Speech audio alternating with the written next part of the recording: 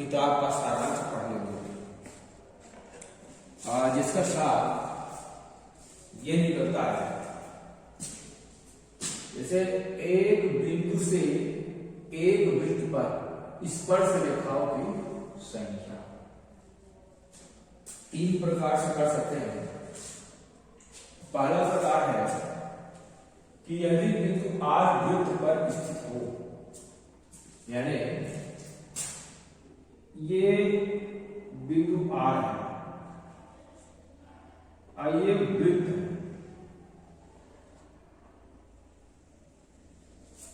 यानी बिंदु R कहां स्थित है? वृत्त पर। तो इस बिंदु से वृत्त की केवल एक स्पर्श रेखा खींची जा सकती है, यानी इस बिंदु से हम एक ही रेखा का स्पर्श रेखा खींच सकते हैं। ये बिंदु O पर, ये हम ध्यान रखेंगे। दूसरा कार्य है कि वृत्त के अंदर स्थित बिंदु है, यदि ये वृत्त है, वृत्त के अंदर इसका केंद्र O है, मान लीजिए वृत्त के अंदर अगर कोई बिंदु स्थित है, जैसे ये बिंदु, तो वह वृत्त को कितने बिंदुओं को प्रतिच्छेद करेगी? वह केवल दो बिंदुओं को प्रतिच्छेद करेगी। वृत्त को कहां प्रतिच्छेद करते हैं? देखिए, जैसे यहां से हम एक रेखा खींचेंगे तो ये काटा, एक यहां काटा और यहां काटा, कितने भी इस बिंदु से हम कितने भी रेखा खींचेंगे वो हमेशा दो ही जगह काटेगी। तो इसका कहने का मतलब यह है कि वृत्त के अंदर अगर बिंदु स्थित है तो वह वृत्त को केवल दो बिंदुओं पर प्रतिच्छेद करेगा। तीसरा है कि यदि बिंदु R वृत्त के बाहर स्थित है तो वह बिंदु वृत्त पर अधिकतम दो स्पर्श रेखा, हम उस पर कितना स्पर्श रेखा खींच सकते हैं? अधिकतम दो। जैसे ये वृत्त है,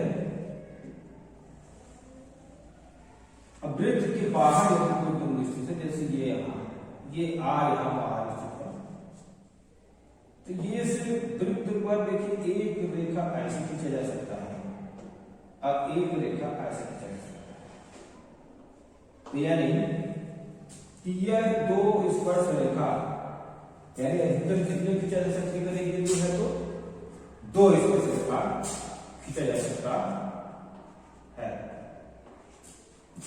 आज जो चर्चा करना है ये ज्यादातर इसी पर है आधारित। जो पहला प्रमेय है, अब हम 10.1 में हम एक प्रमेय पढ़ चुके हैं और इस पाठ का हम दूसरा प्रमेय पढ़ेंगे। वह प्रमेय है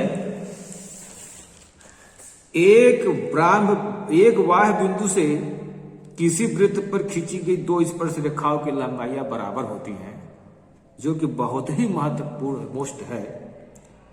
अथवा सिद्ध कीजिए कि वृत्त के बाह्य बिंदु से वृत्त पर खींची गई स्पर्श रेखाएं लंबाई में समान होती हैं। अथवा दी गई आकृति में O एक वृत्त का केंद्र है जिसके बाह्य बिंदु K से वृत्त पर दी स्पर्श रेखाएं KS, KR खींची गई है, तो सिद्ध कीजिए कि KR बराबर KS। इस पर हम चर्चा करेंगे।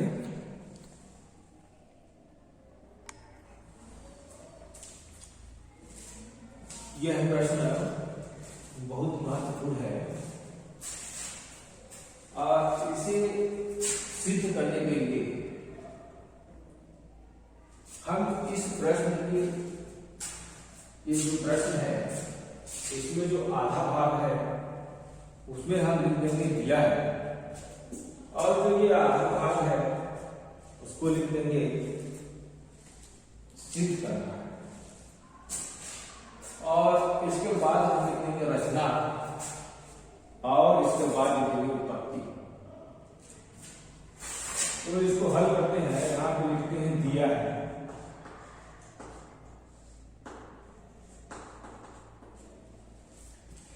एक वार बिंदु से, ये मान लीजिए एक वृत्त है,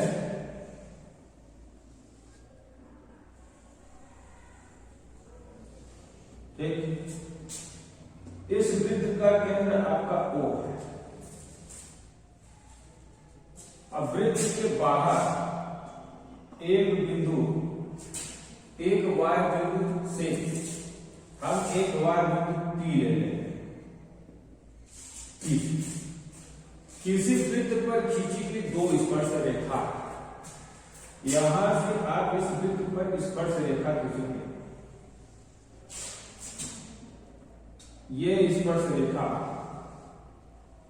इस बिंदु से, ये जहां पे स्पर्श कर रहा है उसको हम A कर देते हैं, और यहां जो ये वृत्त पे स्पर्श कर रहा है इसको हम B कर देते हैं।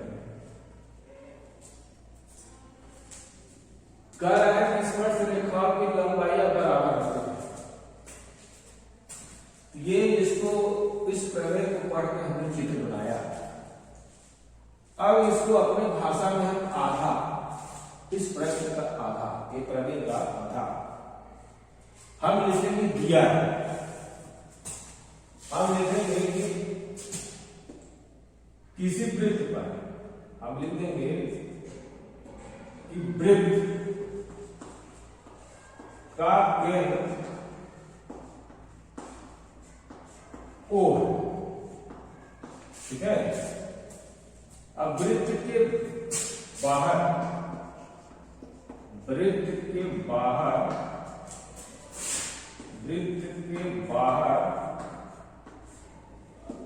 एक बिंदु P, एक बिंदु P है, ठीक है ना, और जिसके स्पर्श रेखा की लंबाई, जिसके स्पर्श रेखा की लंबाई PA और PB है, कितना से दिया है। अब हम यहां सिद्ध करना है, सिद्ध करना,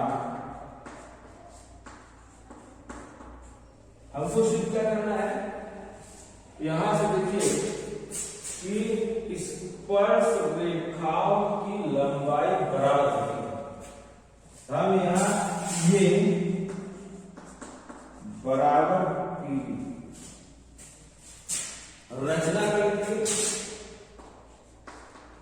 रचना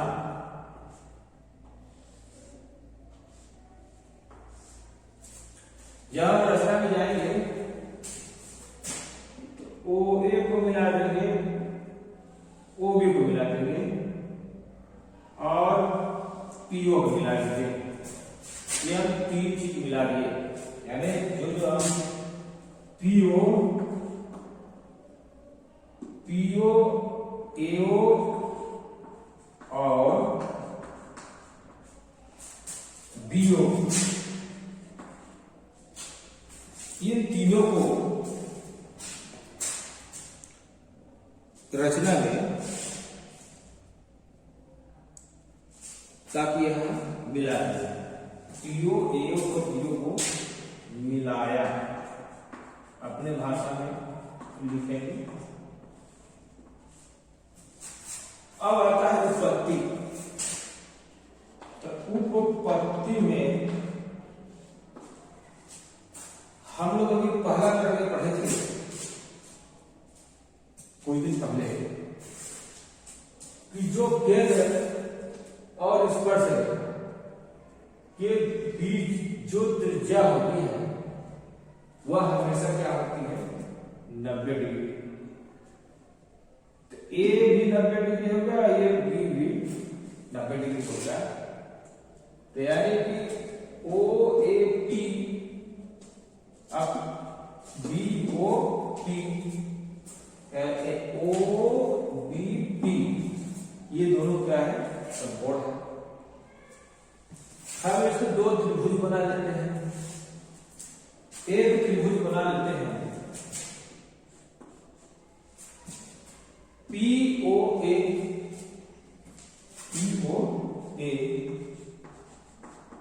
और दूसरा त्रिभुज बना लेते हैं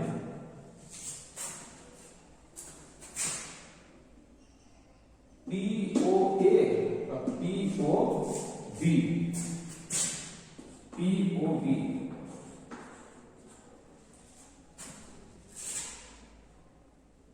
और से PAO PBO लिखना है, PBO लिखना है, ठीक है, PBO और PAO, ये हम दो त्रिभुज। अब देखिए पिछले साल हम लोग प्रमेय पढ़े थे, सर्वांग समता का गुण, सर्वांग समता का गुण पढ़े थे। उन सर्वांग समता का गुण में इन दोनों त्रिभुजों का तुलना करेंगे तो हम लगाएंगे नियम समकोण कर्ण भुजा, सर्वांग सम के नियम, समकोण कर्ण भुजा, ठीक है ना। तो ये इस त्रिभुज को हम फर्स्ट मान लेते हैं, इस त्रिभुज को सेकंड मान लेते हैं। पहले त्रिभुज में समकोण क्या दिखाई दे रहा है, ये 90 डिग्री है, 90 डिग्री है। तो आप यहां पर लिखेंगे, कोण बना लेंगे OA P बराबर OB P, कोण OBP, यहां पर समकोण, दोनों त्रिभुज क्या बराबर है, समकोण। अब इसका मतलब कर्ण आता है, इस समकोण के सामने भुजा कर्ण होती है, यानी PO है या OP लिखिए या PO, और उसका भी OP होगा। इन दोनों त्रिभुजों का उभयनिष्ठ, तो हम यहां पर लिखेंगे उभयनिष्ठ क्या है, कर्ण, कर्ण भुजा, उभयनिष्ठ कर्ण भुजा। अब एक लाइन और है, समकोण कर्ण और ये भुजा, ये त्रिज्या है, त्रिज्या है OA, तो OA बराबर OB, ये वृत्त पर क्या है, त्रिज्या है। तो यहां पर बता दीजिए वृत्त की त्रिज्या, ये क्या है, ये भी भुजा है। अब इसमें देखिए कौन सा नियम लगा, समकोण कर्ण भुजा, यहां पर लिखेंगे समकोण कर्ण भुजा। अब हम लोग कौन सा नियम बताते हैं, सर्वांग समता नियम से, सर्वांग समता नियम से, सर्वांग समता, सर्वांग समता नियम से ये बराबर क्या है, PB, PA बराबर PB, जो हमको सिद्ध करना था कि PA बराबर PB, वह आ गया है। ये PA बराबर PB यहां से लिखेंगे, अतः सिद्ध हुआ, अतः सिद्ध हुआ।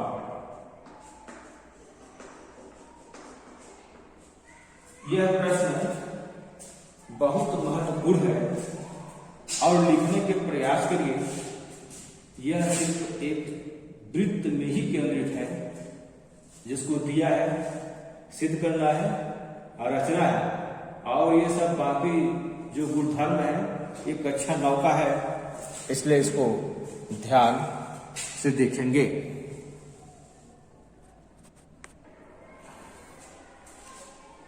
यहां उदाहरण पहला दिया है कि सिद्ध कीजिए कि दो सकेंद्रीय वृत्तों में बड़े वृत्त की जीवा जो छोटे वृत्त को स्पर्श करती है, स्पर्श बिंदु पर समविभाजित होती है। अगर ऐसा प्रश्न आए तो बहुत सरल ही है, मिला करके इसको हम 3 भागों में बांट देते हैं। आधा, जो प्रश्न का आधा होता है, आधा भाग हम लिख देते हैं दिया है, और जो लास्ट वाला भाग होता है उसको हम लिख देते हैं सिद्ध करना है। रचना अगर लिखना है तो आवश्यक है तो लिखिए, और नहीं तो डायरेक्ट पत्ती में चलेंगे। हम इसके पहले लिखते हैं दिया है, यानी इसका जब हल करते हैं तो पहला लाइन होगा दिया है,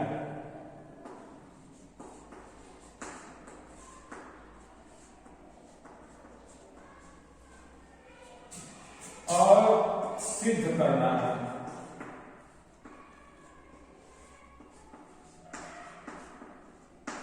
सिद्ध करना है। दो सेकेंड हम जिसका केंद्रीय मतलब ये होता है कि दो वृत्त है और उसका केंद्र एक ही है, इसलिए इसको हम क्या बोलते हैं, सकेंद्री।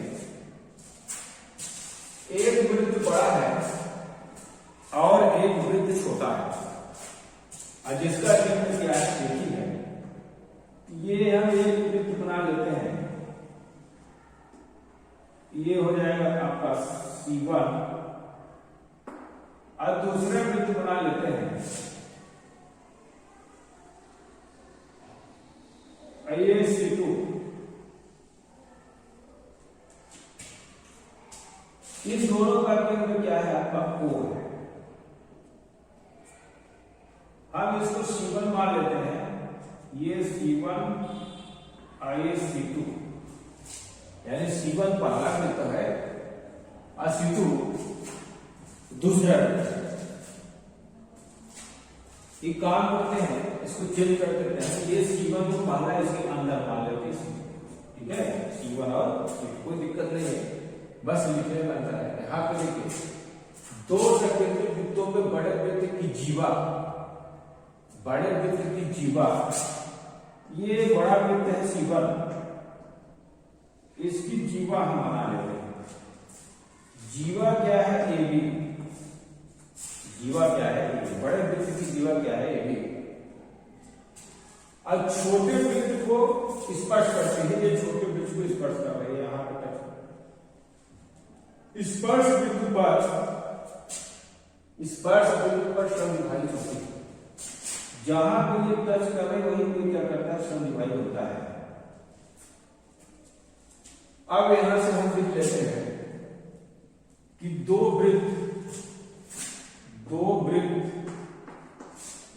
सकेंद्रीय वृत्त, या दो वृत्त अपने भाषा में लिख लीजिए, दो वृत्त जिसका दो वृत्तों जिसका केंद्र, जिसका सकेंद्री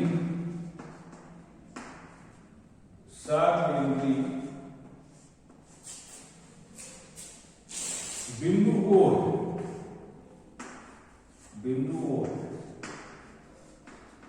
ठीक। बड़े वृत्त की जीवा यहां लिख लेते हैं, बड़े वृत्त की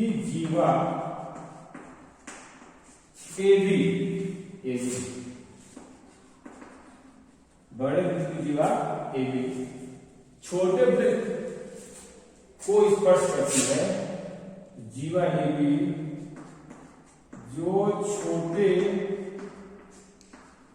वृत्त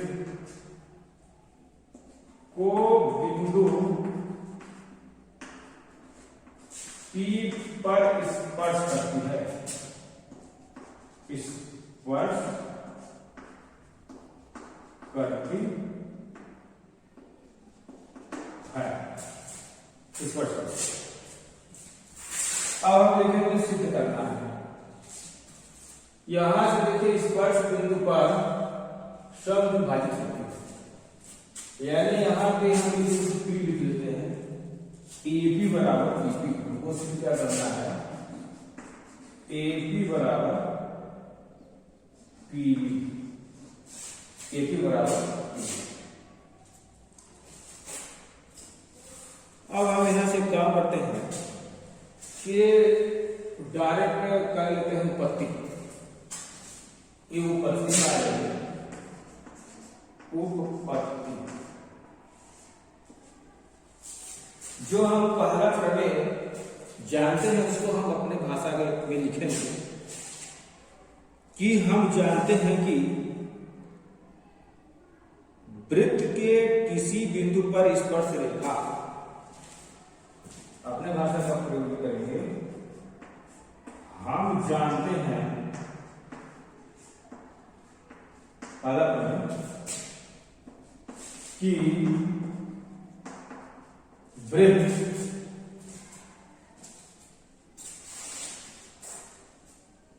के किसी बिंदु पर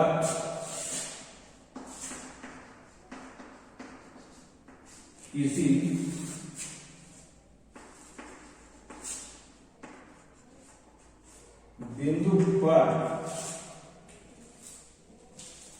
बिंदु पर स्पर्श रेखा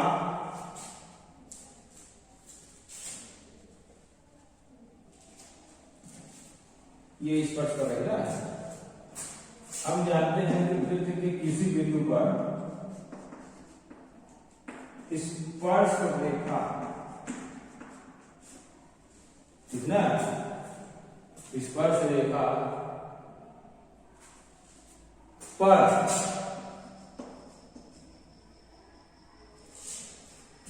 ये OP जो लाइन खींचा हुआ है उसको हम बोलेंगे त्रिज्या, पर वृत्त से बनने वाली त्रिज्या हमेशा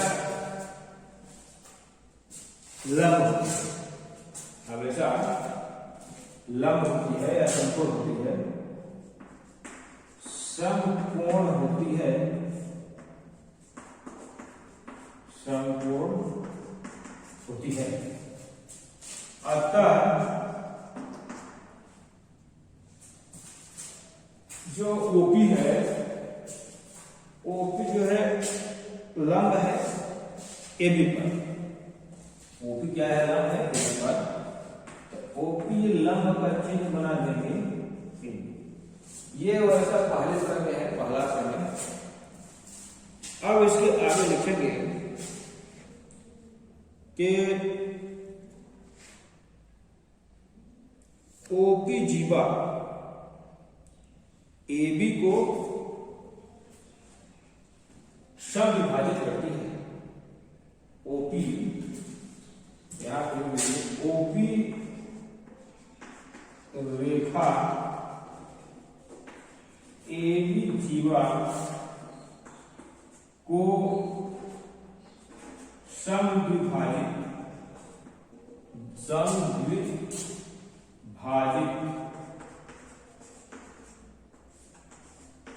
करती है। कारण क्या है, कारण बताना पड़ेगा, क्योंकि वह समकोण पर है। OP समकोण है किसका, AB, ठीक है ना। ऐसा क्यों? क्योंकि ये समकोण है, ये भी समकोण है। ठीक, तो आमने सामने की भुजा बराबर होगा, इसीलिए रचना अगर लिखना था तो लिख भी सकते थे और नहीं लिखने में कोई दिक्कत नहीं है। कारण क्या होती रेखा एक जीवा को समझाई पड़ती है, क्योंकि ओपी लंब है ए बी पर। अब जो हमको सिद्ध करना है उसको हम लिख देंगे। अतः एपी बराबर पीबी, यहां पे आप लिख देंगे सिद्ध हुआ। तो रेखा गणित में ऐसे ही लिखने का प्रयास करेंगे।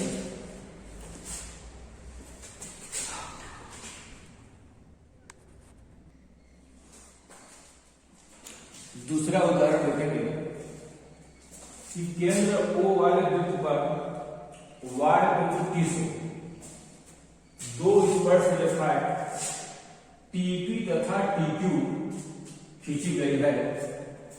तो सिद्ध कीजिए कि PTQ बराबर 2/OPQ है।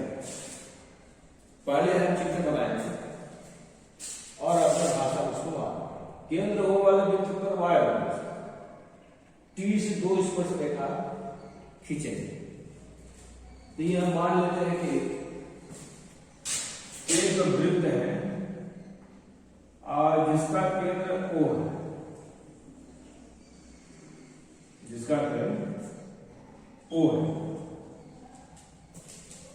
O y बिंदु से T, यानी ये एक बिंदु T है, ये T बना लीजिए। दो स्पर्श रेखा TP तथा TQ खींची गई है, यानी एक रेखा यहां से स्पर्श रेखा गई ऐसे, ये यहां टच और ये यहां टच। ठीक, ये जहां पे टच कर रहे हैं, जहां पे स्पर्श कर रहे हैं, वहां पर एक P लिखेंगे और दूसरा बिंदु Q लिखेंगे। तो ये P हो गया, ये हो गया आपका Q, खींची गई है। ये प्रश्न जो हो जाएगा दिया है और सिद्ध क्या करना है वो तो स्पष्ट दिख रहा है। तो हम दिया है कर लेते हैं और सिद्ध करना है। ठीक है, अब यहां भी देते हैं दिया है। आइए दिया है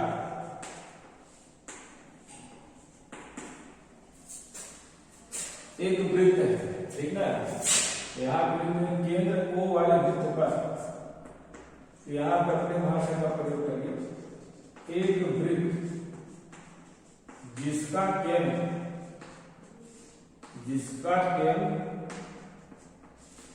O है, वृत्त के बाहर बिंदु T, वृत्त के बाहर एक बिंदु T, एक बिंदु T है,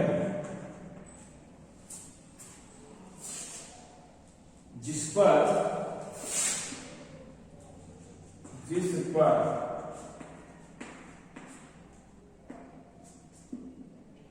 T से स्पर्श रेखा TP तथा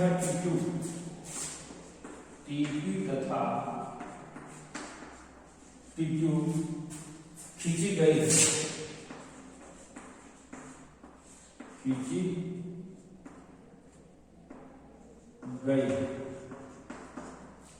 इतना हमें देते हैं दिया है।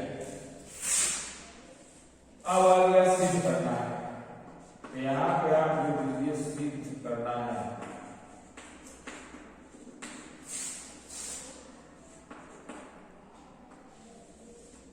ये प्रश्न में स्पष्ट दिख रहा है। सिर्फ क्या करना है कि कोण PTQ बराबर 2 कोण OPQ, ये सिद्ध करना है। इसमें से रचना में PQ को मिला लीजिए और OP को मिला लीजिए, ये OP को मिला लीजिए, ठीक है। रचना में मिलाएंगे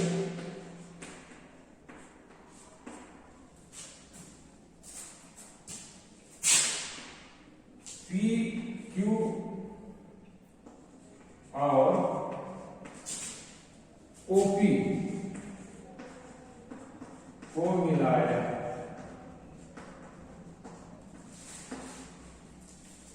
अब हम लिखेंगे उपपत्ति।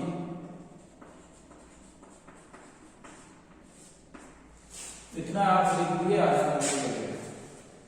अब उपपत्ति में हम चलेंगे। हम जानते हैं कि TP बराबर TQ, तो हम जानते हैं। एक ये इसको मिलाना था, तो यहां पर लिख देते हैं। हम जानते हैं प्रमेय से, हम जानते हैं TP बराबर TQ। अभी जो हम लोग कभी पढ़े थे कि y बिंदु से खींची गई 2 स्पर्श रेखाएं बराबर होती है, अतः TPQ TPQ यहां पर लिखेंगे, अतः TPQ कैसा त्रिभुज बना, क्योंकि ये दोनों भुजा बराबर है। ये भुजा टाइप को दिख रहा है, तो कौन सा त्रिभुज होगा? जब दोनों भुजा बराबर होती हैं तब उसको समद्विबाहु त्रिभुज बोलते हैं। तो ये लिख देंगे समद्विबाहु त्रिभुज है। अब यह देखिए, ये लाइन बराबर हो गए। समद्विबाहु त्रिभुज में इसको हम ये मान लेते हैं थीटा, इसको मान लेते हैं थीटा।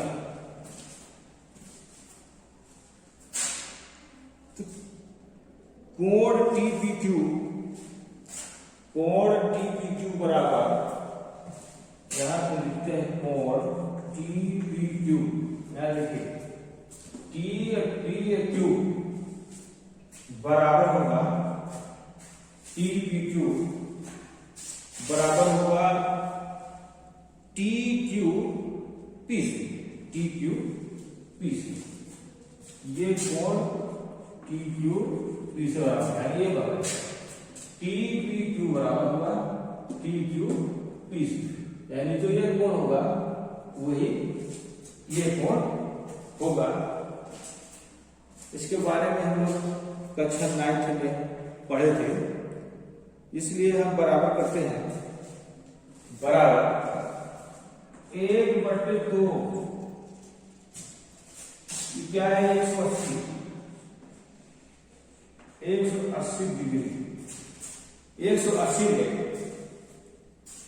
हम हटा देंगे थीटा, 180 में हम क्या कर देंगे थीटा, तो ये कितना बचेगा?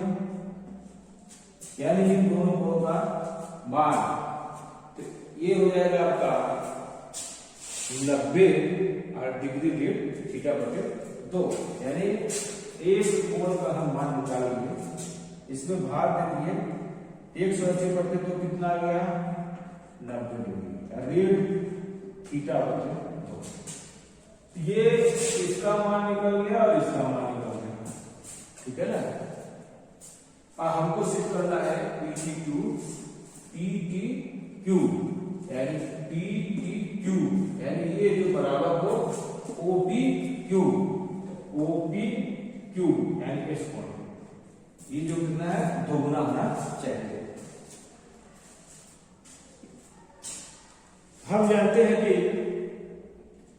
OPT कितना होता है 90 डिग्री, यानी यहां से देखिए ये प्रवेश है, ये वाला पूरा कोण OPT 90 होता है, ये कितना होता है 90।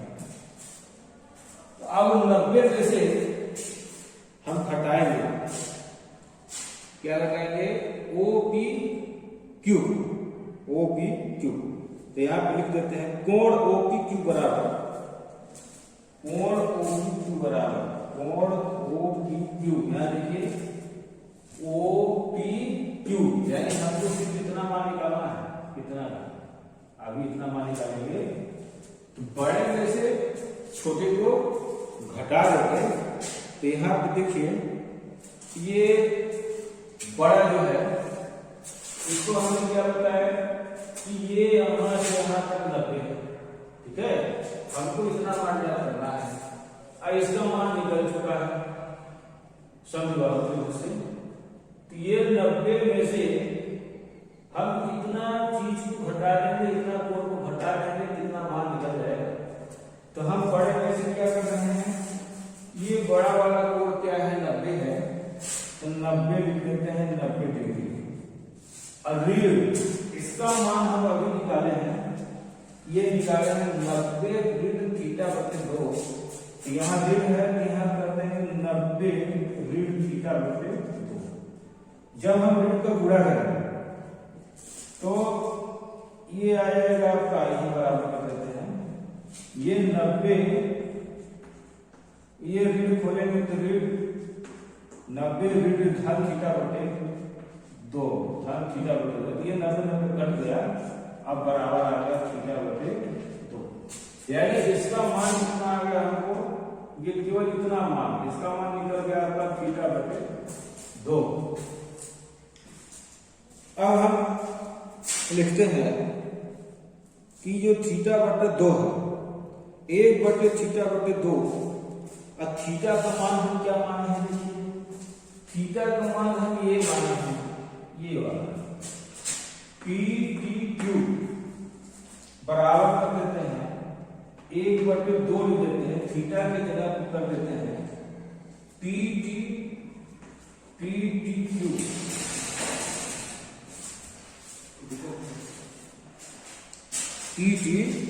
कर दिए 1 बटे 2 कोण PTQ।